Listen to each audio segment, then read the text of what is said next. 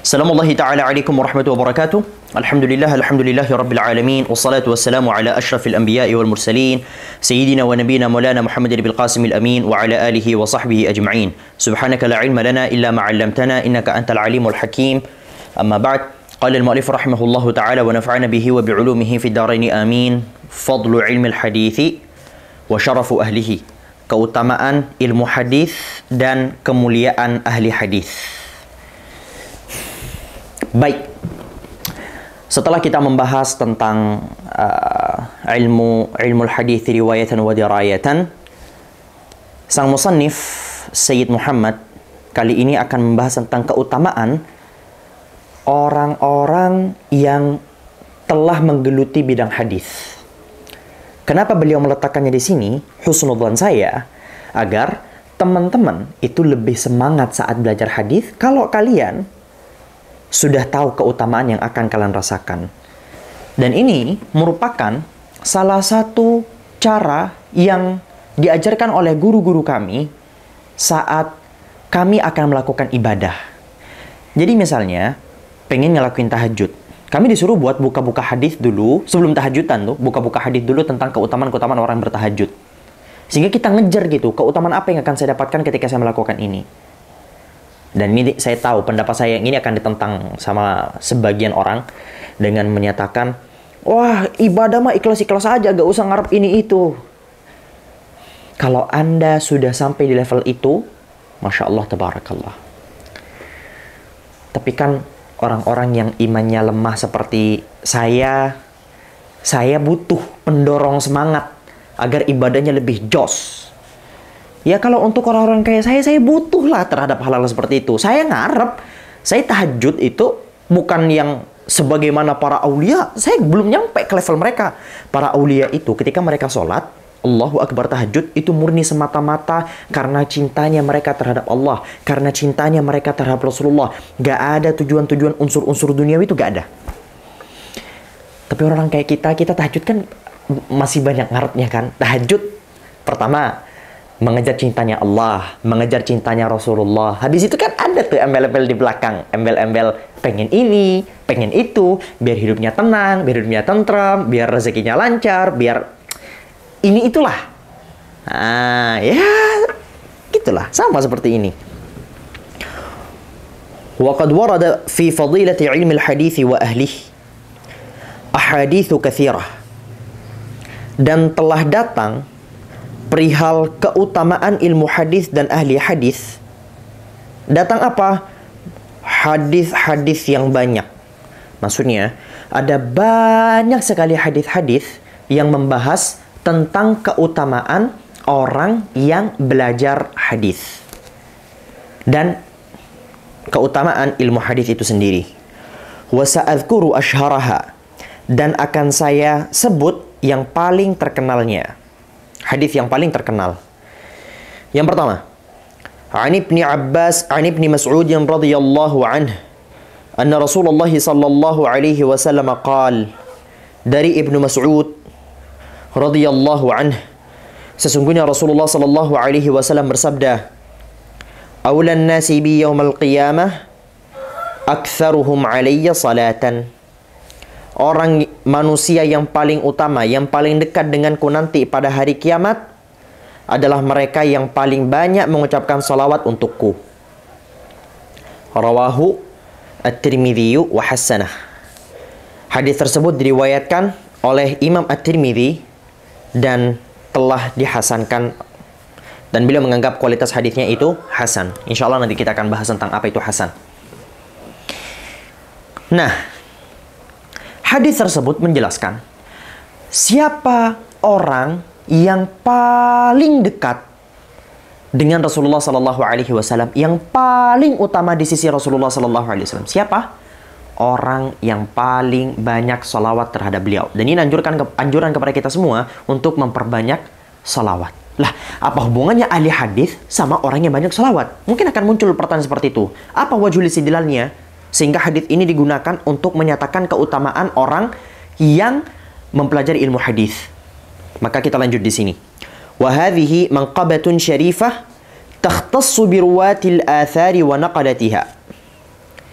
Dan ini adalah keutamaan yang mulia, ya, yang terkhusus kepada para perawi-perawi athar. Nanti di episode selanjutnya insya Allah kita akan membahas tentang beberapa nama lain dari hadis, ya, di mana tentu saja ada perbedaan secara mendasar, tapi secara umum ketika disebutkan atau bahkan tergantung konteksnya itu maknanya sama.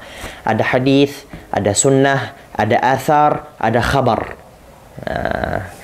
Perawi-perawi athar artinya adalah perawi-perawi hadis.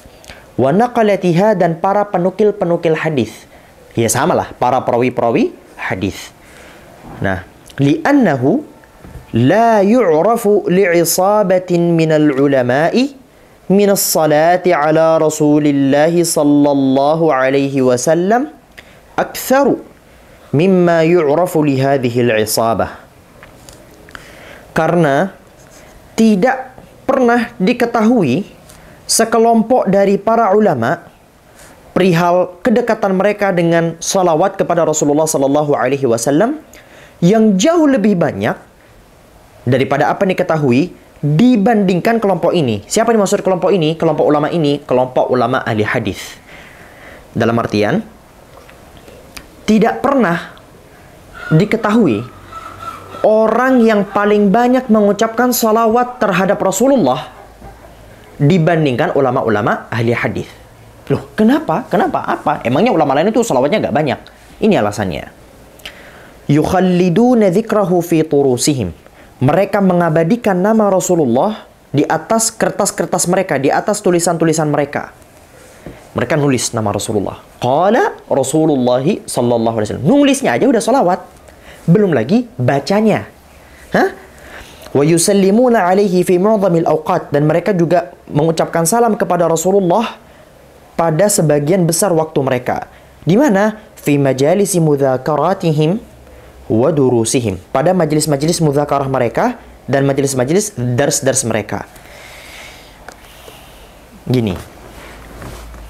Ahli hadis, gak mungkin Anda itu disebut sebagai ahli hadis kecuali Anda itu harus membiasakan diri Anda setiap hari ngomongin Rasulullah.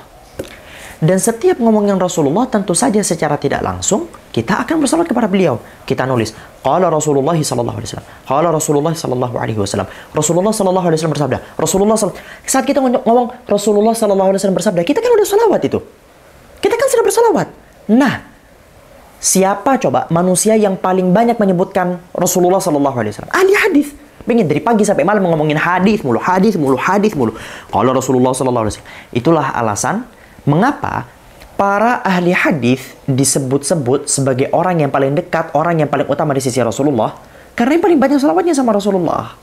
Itu dia. Saya nggak ngomongin ahli hadis abal-abal ya, karena kita hidup di zaman dimana semua orang ngaku ahli hadis. Enggak. Kita ngomongin ahli hadis yang real, ya. Nah, itu baru hadis pertama. Hadis kedua apa? Dari Rasulullah. Ani bin Mas'ud radhiyallahu anhu qala, sami'tu Rasulullah sallallahu alaihi wasallam yaqul. Dari Ibn Mas'ud radhiyallahu anhu beliau berkata, aku pernah mendengar Rasulullah sallallahu alaihi wasallam bersabda. Nadhar, ini sudah sempat kita bahas di awal arba'in ya. Nadharallahu imra'an sami'a minna syai'an faballaghahu kama sami'ah farubba muballighin aw 'amin sami'. Semoga Allah mencerahkan, ini doa Rasulullah. Semoga Allah menggelowingkan orang-orang yang telah mendengar dari kami sesuatu. Apa mendengar dari kami itu apa yang dimaksud? Mendengar hadis dari Rasulullah, ucapan-ucapan Rasulullah. Faballaghahu kama sami'ahu. Kemudian dia kembali menyampaikan apa yang dia dengar dari kami itu sebagaimana dia mendengarnya. Maka bisa-bisa saja orang yang menyampaikan itu jauh lebih paham, jauh lebih bermanfaat keberadaannya dibandingkan dari orang yang hanya sekedar mendengar. Ada orang dengar hadis Nabi, ya sudah, diam di telinganya sendiri. Tapi ada orang setelah dia mendengarkan hadis, dia kembali menyampaikan hadis itu kepada orang lain. Nah, orang yang menyampaikan hadis itu kepada orang lain, dialah orang-orang yang didoakan oleh Rasulullah akan dicerahkan. Cerah di akhirat adalah sebuah kepastian biiznillah ta'ala. Cerah di dunia, apakah dibikin putih? No, tapi dibikin adem wajahnya. Ya, jadi kadang-kadang kita itu ngelihat ada orang ya, maaf ya, nggak perlu saya minta maaf, ini bukan hinaan. Ada orang kulitnya hitam itu bukan hinaan. Saya heran, kenapa saya nyebut maaf barusan? Enggak, ada orang kulitnya hitam, kulitnya sawo matang, ya. Walaupun kulitnya hitam, walaupun kulitnya sawo matang, tapi terpancar dari wajahnya itu cahaya-cahaya yang bikin kita melihatnya itu adem, asik, nyaman gitu. Dan biasanya akan teman-teman temukan dari orang-orang yang sering kali bergelut di bidang ilmu hadis. Gitu. Betul-betul yang bergelut di bidang ilmu hadis, bukan hanya sekedar sarjana ilmu hadis. Saya sarjana ilmu hadis. Saya sarjana ilmu hadis. Mau saya beritahu fakta menariknya. Ada banyak sarjana-sarjana ilmu hadis yang nggak paham ini. Nggak paham. Andai kata kita suruh bahas ke mereka, apa tuh hadis sahih, apa itu hadis qudsi, tolong dong sebutin pecahan-pecahannya. Nggak paham mereka. Jadi jangan kaget. Kita hidup di zaman di mana ijazah itu lebih didahulukan dibandingkan segala-galanya. Saya ini sebagai apa ya? Saya kadang-kadang malu loh ketemu sama orang, ini sarjana ilmu hadis. Saya kayak gak ada bangga-bangganya saya di situ. Bukan berarti saya anti dengan sarjana, enggak. Tapi karena saya tahu sendiri bagaimana kemudian keilmuan di kampus itu bukanlah keilmuan sebenarnya. Keilmuan sebenarnya itu apa? Ya begini, model-model talaqi begini yang paling utama. Teman-teman, saya jujur-jujurnya, saya jujur-jujurnya kalau perlu. Ilmu itu dengan talaqi, dengan model-model seperti ini. Ya, talaqi YouTube ini masih level yang bawah. Yang lebih bagus itu talaqi langsung dengan guru. Tetap face to face. Tapi teman-teman mungkin jadikan ini sebagai murajaah, atau mungkin teman-teman jadikan ini kalau emang susah cari guru atau kesibukan, susah cari waktu dan sebagainya, ya oke lah, bagus. Tapi maksud kami belajar di kampus tuh, kampus apapun lah, sebutlah kampus terbaik sekelas Azhar aja ya. Kalau kalian ini saya serius, saya ngomongnya serius. Kalau kalian mencukupkan diri belajar di kampus saja, berangkat, seret di kampus, belajar sama dosen, pulang, nggak dapat apa-apa kalian. Tanya aja ke mahasiswa Al-Azhar. Tanya aja ke mahasiswa Al-Azhar. Dapat ilmu dapat 1-2. Yang paling penting, makanya teman-teman saya yang alim di Azhar itu, mereka berguru kepada masyayikh-masyayikh Azhar. Bergurunya di mana? Masyayikh-masyayikh Azhar yang di rumahnya buka majelis taklim, teman-teman saya yang alim di sana, itu mereka datengin tuh guru-gurunya, orang-orang alim, orang-orang sepuh, masyayikh-masyayikh Azhar yang ngajar di rumahnya itu. Nggak ada di antara teman-teman saya yang Azhari, yang alim, yang hanya mencukupkan diri di kampus saja. Nggak ada. Jadi dunia kampus itu memang begitu teman-teman. Jangan terlalu melihat, ini sarjana tafsir, sarjana hadis. Santai. Gak usah terlalu dielulukan. Masya Allah, tabarakallah. Masya Allah, kita ucapkan Masya Allah, tabarakallah. Tapi tidak perlu terlalu dielulukan. Saya ingin membangkitkan semangat kalian. Walaupun kalian, saya bukan sarjana ilmu hadis. No. Kamu bisa saya katakan setelah ikut bersama saya biidznillah ta'ala, bifadlillah tentu saja, kalian andai kata masih mau ikut mengaji terus bersama saya perihal qawaid asasiyah, kalian sudah 80 kali berkali-kali lipat ya, berkali-kali lipat lebih hebat dibandingkan banyak sarjana ilmu hadis yang saya temukan di sekitar saya. Serius saya ngomongnya. Rawahu Tirmidzi wa qala hasanun sahih. Hadis tersebut diriwayatkan oleh Imam Tirmidzi dan beliau berkata kualitas hadisnya itu hasan sahih. Apa itu hasan sahih? Nanti ada babnya sendiri. Wa hakadha khassahumun nabiyyu sallallahu alaihi wasallam bidu'ain lam yusyrik fihi ahadan minal ummah. Dan begitulah Rasulullah sallallahu alaihi wasallam menspesialkan mereka. Menspesialkan dengan apa? Dengan satu doa di mana beliau tidak menggabungkan doa itu dengan sesiapapun dari umat ini. Dalam artian Rasulullah hanya mendoakan terkhusus kepada para muhaddithin, kepada orang-orang yang meriwayatkan hadis beliau sallallahu alaihi wasallam. Qala sallallahu alaihi wasallam, hadis ketiga adalah yahmilu hadzal ilma min kulli khalafin uduluhu. Yahmilu, membawa ilmu ini dari setiap generasi pengganti. Dibawa oleh siapa ilmu ini? Dibawa oleh orang-orang adilnya. Dibawa oleh orang-orang adilnya, orang-orang yang berintegritas. Yanfuna anhu tahrifal ghalin. di mana dia akan menyingkirkan, dia akan memberantas ya orang-orang yang telah melakukan penyimpangannya, di mana mereka itu memberantas penyimpangan orang-orang yang telah melampaui batas.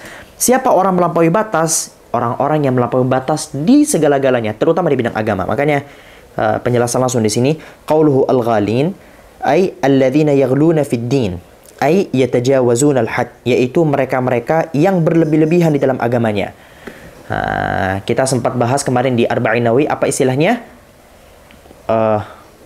Mutanatti', halakal mutanatti'un, halakal mutanatti'un, halakal mutanatti'un.